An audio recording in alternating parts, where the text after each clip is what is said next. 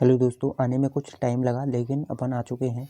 तो आज का वीडियो है जो बहुत ही आईएमपी होने वाला है और इस वीडियो के अंदर चैप्टर नंबर 5 पूरा है और प्राथमिक क्रियाएं पढ़ेंगे। इसके अंदर अगर परिभाषा, प्रश्न उत्तर, सही विकल्प, सही जोड़ियां जो भी है सब कुछ पढ़ेंगे और इसी के अंदर से जो आएगा सो आएगा, नहीं तो बाहर से कुछ नहीं आएगा। ये वीडियो मेरी आज भी रहेगी और कल भी रहेगी, गांठ बांध लो, यहीं पर पढ़ना और कुछ नहीं पढ़ना इसके अंदर से। तो चलो पढ़ते हैं प्राथमिक क्रियाएं के बारे में।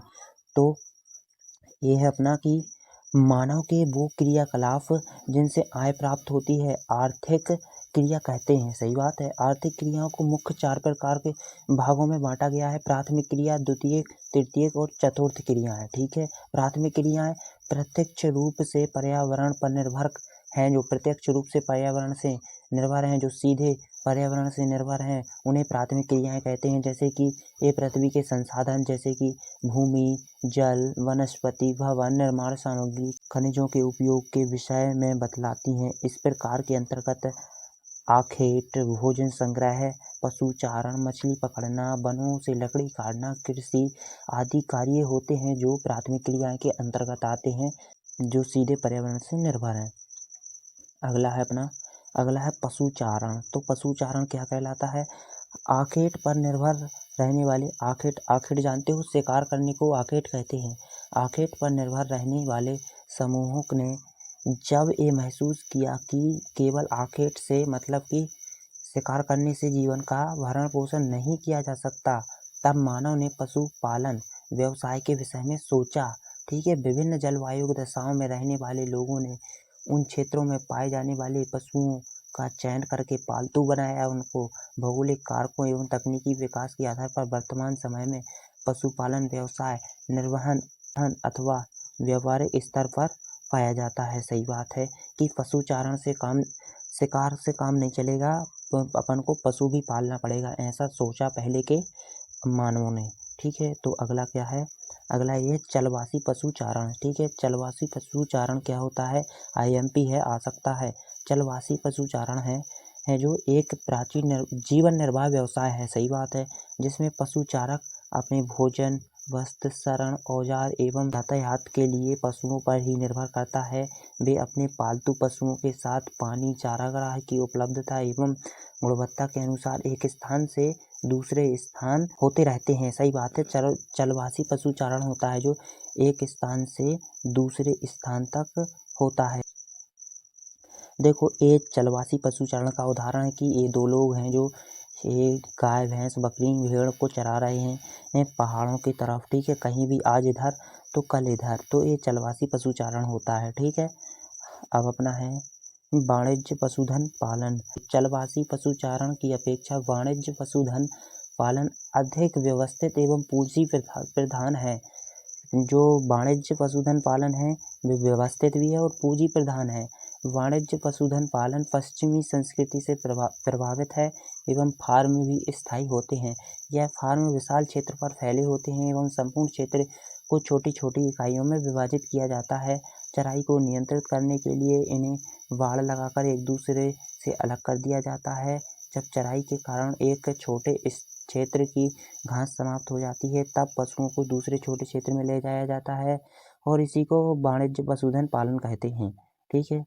अर्थात कि वाणिज्य पशुधन पालन है जो किसी फार्म में गाय, भैंस, बकरी या फिर पशुओं को पालना और वहीं पर उनकी देखभाल करना, तो ये होता है वाणिज्य पशुधन पालन। ठीक है। अब अगला है कृषि। तो कृषि तो अपन जानते हैं क्या है? भारत की अर्थव्यवस्था की रीढ़ है कृषि। ठीक है। तो विश्व में पाई जाने वाली विभिन्न भौतिक, सामाजिक एवं आर्थिक दशाएं कृषि को प्रभावित करती हैं एवं इसी प्रभाव के कारण विभिन्न कृषि प्रणालियां देखी गई हैं। ठीक है। कृषि विभिन्न प्रकार की फसलों का बोया जाना तथा पशुपालन विभिन्न कृषि विधियों पर आधारित होता है या है। मुख्य प्रणालियां निम्नलिखित हैं कृषि की। तो यह है अपना निर्वाह कृषि। निर्वाह कृषि क्या होती है? इस प्रकार की कृषि में कृषि क्षेत्र में रहने वाले स्थानीय उत्पादों का संपूर्ण अथवा लगभग उपयोग किया जाता है। इसे 2 वर्गों में बांटा गया है। आदिकालीन निर्वाह कृषि, ये इम्पोर्टेंट नहीं है ज़्यादा। ठीक है। तो आदिकालीन निर्वाह कृषि होती है जो अथवा स्थानांतरणशील कृषि का कार्य उष्णकटिबंधीय क्षेत्रों में ज़्यादा होता है। आदिकालीन निर्वाह कृषि, ठीक है, ज़्यादा होती है, वहाँ की आदिम जाति होती है वो उष्णकटिबंधीय क्षेत्रों में आदिकालीन निर्वाह कृषि करती है। अब है गहन कृषि, ठीक है, इसी का उदाहरण है गहन कृषि। ये मानसूनी क्षेत्र होते हैं जहाँ एशिया के घने क्षेत्रों में बसे देशों द्वारा की जाती है, जहाँ आपका मानसून अनुकूलित होता है। और यह रोपण कृषि ए है भाई, IMP, ठीक है, ये आया हुआ क्वेश्चन है। होगा यूरोपीय लोगों ने विश्व के अनेक भागों, ठीक है, का औपनिवेशीकरण किया है तथा कृषि के कुछ अन्य रूपों की शुरुआत की है, जैसे कि रोपण कृषि जो बृहद स्तर पर लाभ देती है। यूरोपीय उपनिवेशकों ने अपने अधीन उष्णकटिबंधीय क्षेत्रों में चाय, कॉफी, कोको, रबड़, गन्ना, कपास, ठीक है, केले एवं अनानास की पौधे लगाए हैं। तो ये रोपण कृषि कहलाती है। जैसे कि गन्ने को काट काट कर क्यारियों में लगाया जाता है, तो ये रोपण कृषि के अंतर्गत आती हैं, ठीक है। और ये अपना है। इसके बाद इस कृषि की प्रमुख विशेषता है कि इस कृषि में क्षेत्र का आकार बहुत विस्तृत होता है, इसमें अधिक पूंजी निवेश होती है, उच्च प्रबंधन होता है, तकनीकी आधार स्तर पर वैज्ञानिक विधियों का प्रयोग किया जाता है। यह एक फसली कृषि है जिसमें एक फसल के उत्पादन पर ही संकेंद्रीकरण किया जाता है। श्रमिक सस्ते मिल जाते हैं एवं यातायात विकसित होते हैं, जिसके कारण बागान एवं बाजार सुचारू रूप से चलते रहते हैं। अब क्या है, विस्तृत वाणिज्य अनाज कृषि, ठीक है। विस्तृत वाणिज्य अनाज कृषि होती है जो, जैसे कि समझा देता हूँ, इसे मत पढ़िए। ये अनाज होते हैं जैसे कि गेहूँ, ठीक है, ये बड़ी बड़ी फसलें हैं, राई, जो ये बड़ी फसलें होती हैं, इनको सिर्फ मशीनों की सहायता से बुवाई और कटाई और इनकी निकलवाई सब वाहनों से करते हैं, ठीक है। तो ये विस्तृत वाणिज्य अनाज कृषि होती है जो शुष्क प्रदेशों में होती है। और ये मक्का, जो राई, गेहूँ की फसलें जो इनको बोते हैं, काटते हैं और इनको निकालते हैं, तो ये सिर्फ वाहनों की मदद से होती हैं। ओनली हार्वेस्टिंग इनकी कैसे होगी भाई, वाहनों से होती है, बड़ी बड़ी मशीनों से होती है। तो ये होती है विस्तृत वाणिज्य अनाज कृषि, ठीक है। और देखते हैं, ये है अपना मिश्रित कृषि, अब तक का सबसे IMP मिश्रित कृषि, ठीक है। तो ये मिश्रित कृषि क्या होता है, इस प्रकार की कृषि है जो कृषि विश्व के अत्यधिक विकसित भागों में की जाती है। उदाहरण के स्वरूप पर उत्तरी पश्चिमी यूरोप में, ठीक है, उत्तरी अमेरिका जैसे देशों में, यूरेशिया में, यहाँ बहुत ही संपन्न देशों में ये कृषि की जाती है, ठीक है। इस कृषि में खेतों का आकार मध्यम होता है।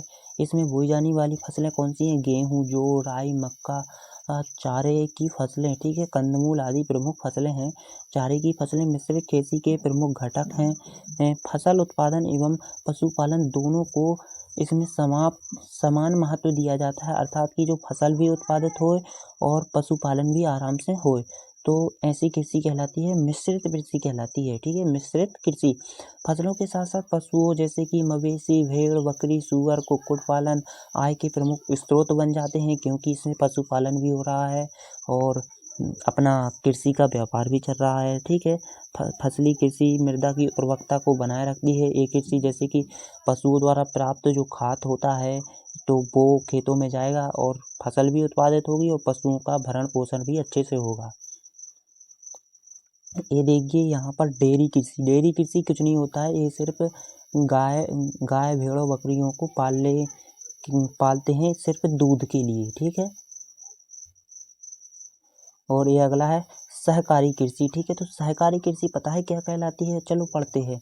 जब कृषकों का एक समूह अपनी कृषि से अधिक लाभ कमाने के लिए स्वेच्छा से एक सहकारी संस्था होती है, उसे बनाकर कृषि कार्य संपन्न करे, तो उसे सहकारी कृषि कहते हैं। अर्थात कि एक किसान जब सहकारी संस्था बनाकर उसे कृषि करे तो सहकारी कृषि कहलाएगी, ठीक है। इसमें व्यक्तिगत फार्म अक्षुण्ण रहते हुए सरकारी रूप से कृषि की जाती है, सहकारी रूप से कृषि की जाती है। इसमें सहकारी संस्था कृषि को सभी रूप से सहायता करती है, जिसमें कृषक को भी फायदा होता है और सहकार को भी, ठीक है। तो सहकारी संस्था कृषक की मदद भी करती है। यह सहायता कृषि कार्य में आने वाली सभी चीज़ों की खरीद करने पर, ठीक है, और कृषि उत्पाद को उचित मूल्य पर बेचने एवं सस्ती दरों पर संसाधन जुटाने के लिए उपलब्ध कराती है, जो कौन, सहकार, ठीक है।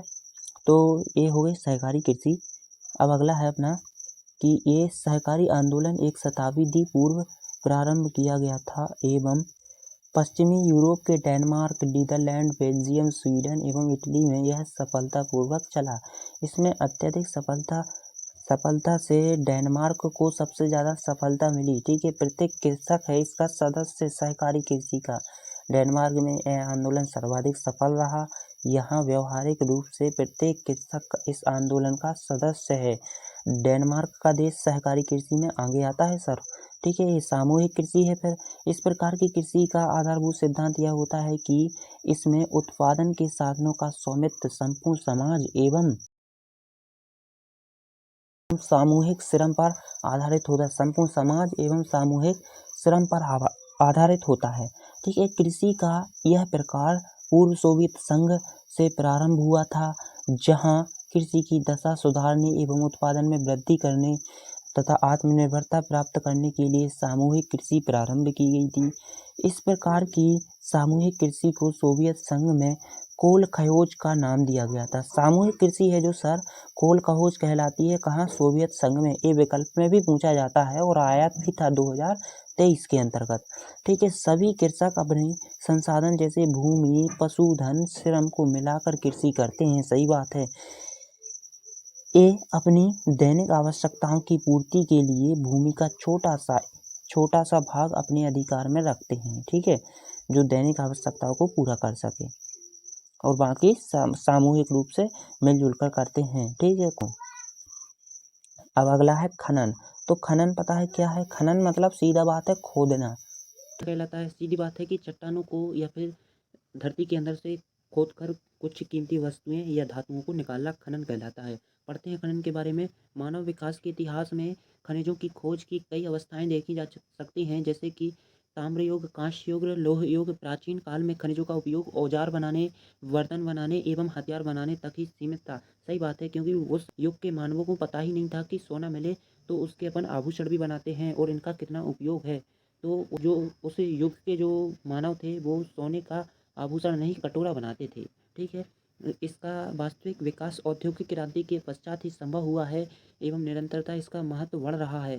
ठीक है, तो जो औद्योगिक क्रांतियाँ हैं, उद्योग स्थापित किए गए, बड़ी बड़ी फैक्ट्रियाँ लगाई गई हैं, तो इनमें खनिज खनन करके धातुओं को निकालना अति आवश्यक है और बढ़ता ही जा रहा है। ठीक है, तो ये हो गया खनन। बस यहाँ पर चैप्टर समाप्त है। लाइक सब्सक्राइब कर दीजिए यार।